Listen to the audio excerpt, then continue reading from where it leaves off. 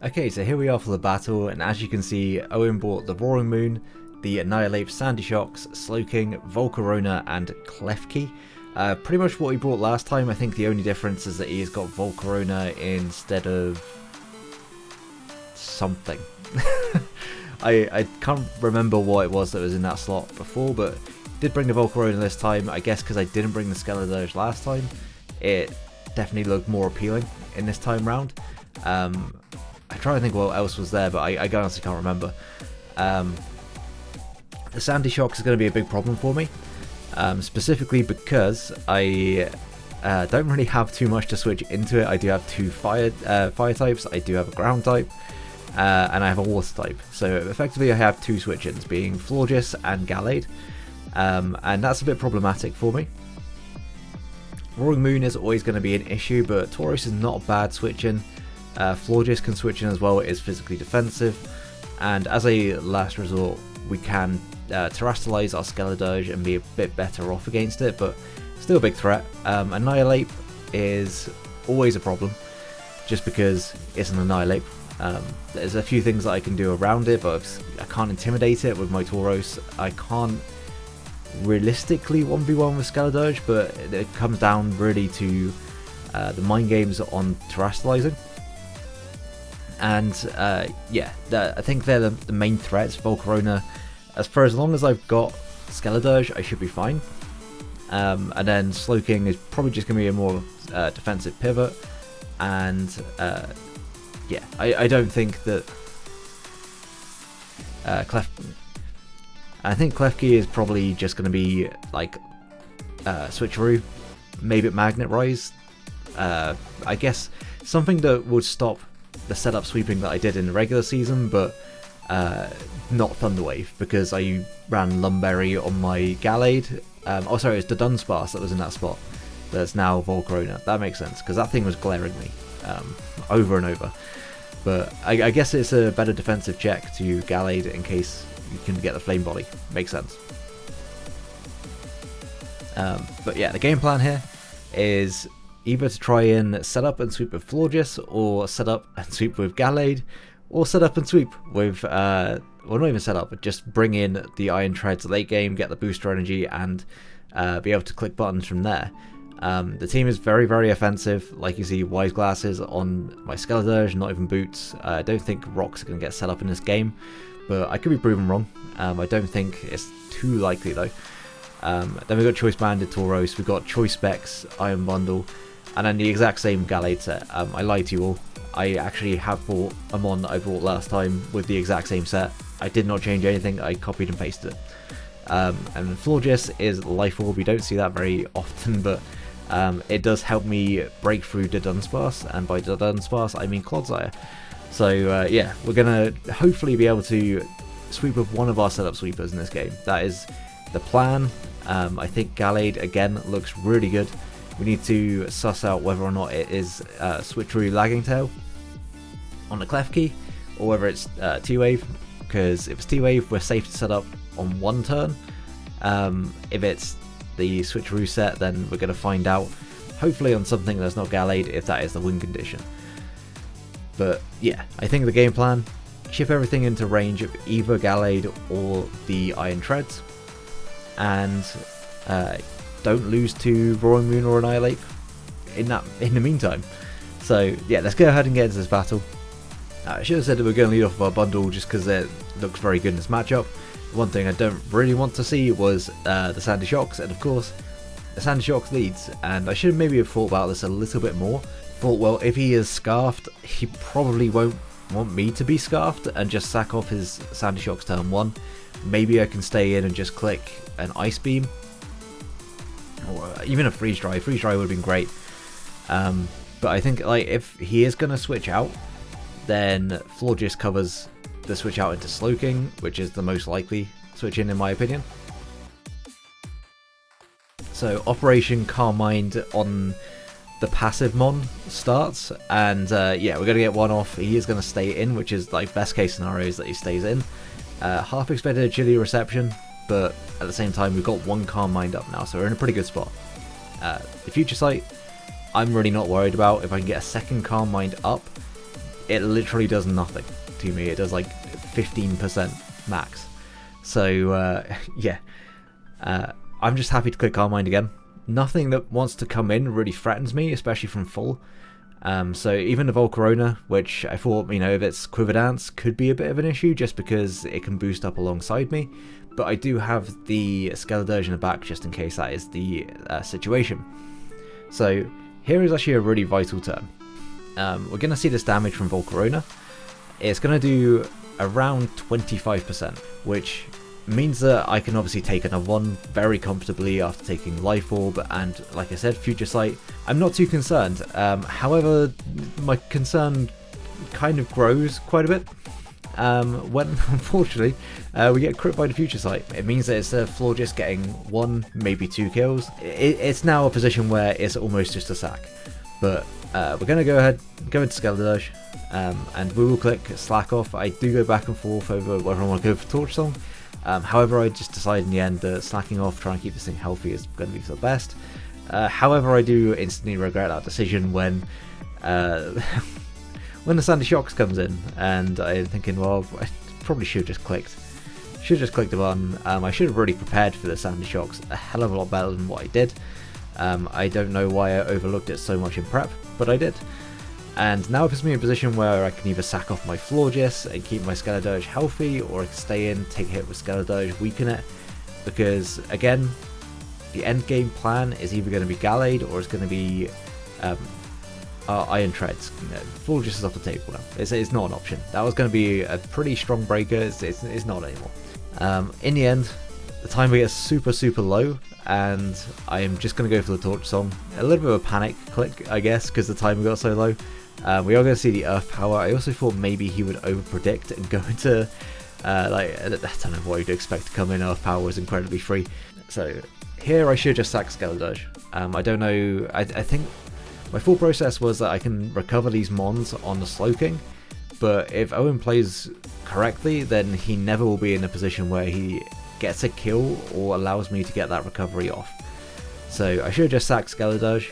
It was doing nothing for me at this point, and the health on this Gallade is actually going to be really, really vital.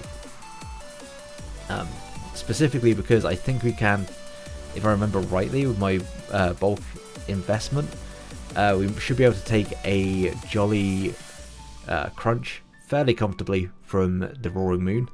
Obviously not when we Terrestrialize. And yeah, now we're just not. Now we put ourselves in a position where one of our setup threats is at, I'd say about 60%. That looks around that area, which is less than ideal. So we're leaning more and more and more towards Treads being the end game. In the end, of course, I'm not sacking off Gallade. I'm going to sack off the Skeledirge, something I should have done the turn before. So not a great start to this game. Kind of fumbling around his threats. It's not a good look. Not a good look at all. Here we're just going to go out into Tauros. The Intimidate is going to be very nice. Don't know what item this is yet, because it killed a 13 HP Skeledirge. If this is not physically defensive Slowking, then we are going to do a lot. Unfortunately, it does appear to be somewhat physically defensive, but fortunately, we do get the burn. So that's going to be nice for wearing away at this just gradually over time.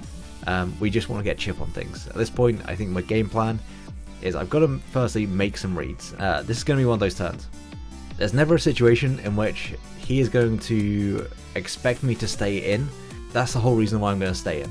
And we are going to actually be able to catch the Sandy Shocks coming in, the Mon that I had nothing for, basically at this point, because everything that could have taken that hit is just taken too much damage.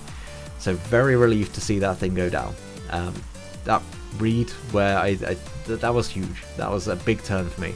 He's going to go into a Slowking, and I think the plan is still the same. It's just I've got to keep clicking Flare Blitz. I've got to weaken this thing. So we've got a burn and a crit out of the 2 Flare Blitzes on this Slowking. You love to see it. So he goes for the Chilling Water. So good to know he has Chilling Water. That's going to be a problem for me late game. On this turn, I think there's either going to be a Slack Off, or he is going to go for another Chilling Water, which I will be able to take with my Florges. And I thought if there was ever a chance for me to be able to get my Florges back up to a reasonable amount of health, this is going to be it. And unfortunately he's going to switch as well, and we're going to see the Volcarona come in. But unfortunately we're just going to go down to the Fiery Dance. Maybe sacking the Tauros there was a better play. Yeah, so I go out into my Iron Bundle. It's the one thing that can actually threaten him out, and he doesn't have a great deal on his team to be able to deal with it. So I'm just going to click Ice Beam. He doesn't know at this point that I'm Specs. And yeah, this is something we need to chip. So I'm just going to go ahead and I'm going to click Ice Beam in front of it.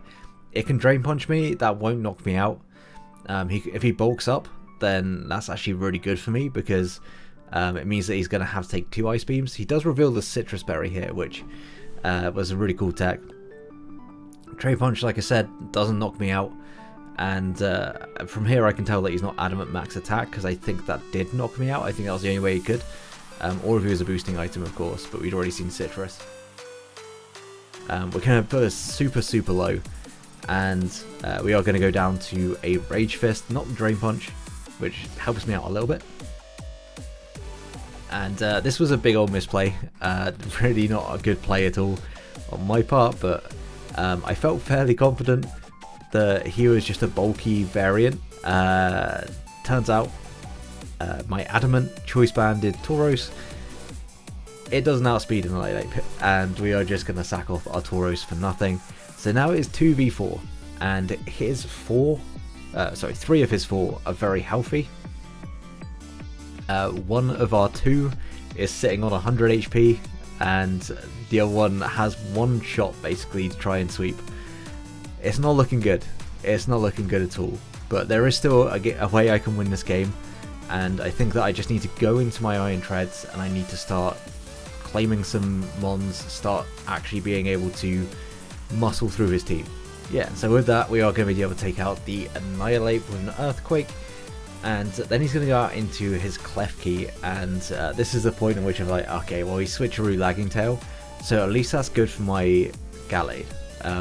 It means that at least Gallade, if it is able to set up an agility somehow, some way, then it puts it in a really good spot.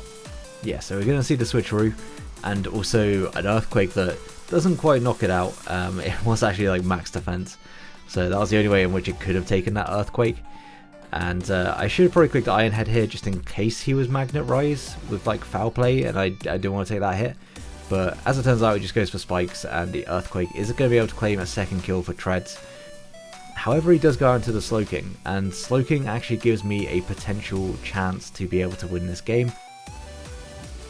He goes for the Chilling Water, lowering my attack, which sucks, and Earthquake is going to do so little damage after that. It's pathetic damage, and yeah, it's looking really bad. If he goes out into Roaring Moon here, then he just wins. My only play here is to hope that he chokes and knocks out my Iron Treads, and as we're going to see, he does do that, and this gives me my one opportunity. Yeah, so we get the agility off, as he's going to go for a Chilling Water, which does put us down to -1. I'm going to assume at this point no Shadow Ball. I have no reason to predict, just because I'm still going to be doing damage to both. That's a -1, by the way. I did like 30% at -1. That is just absurd damage. We're going to click the Sacred Sword. Like I say, there's no reason for me to predict. If I get the prediction wrong, I lose. Yeah, all I can do is attack what's in front of me and hope I got the time, because the timer is getting quite low. Also, whether or not we're able to live a hit from this Slowking, which eventually is going to be able to get itself up to enough health that it should be able to take a Leaf Blade without too much issue. We do get the crit, but despite that, judging off the damage from the first time, I could just Leaf Blade twice and would never have to actually make a prediction. And so it all comes down to this turn. We click the Leaf Blade, we don't get a crit. He goes for the Ice Beam, we're going to live on 15, and yeah, the next Leaf Blade is obviously going to take out the Slowking. We're going to win 1-0 and move on to semis. I won't say that this was a good game for me. This was a pretty terrible game, honestly. My decision making early was really, really poor.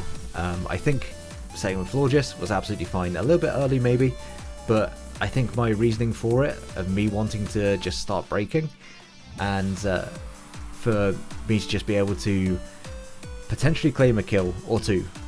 Like, honestly, I think it had that opportunity to do that, It's just unfortunate it didn't. If it was still healthy, then it still had a really big part to play in this game, because there was not a lot on that team that could have dealt with Florges.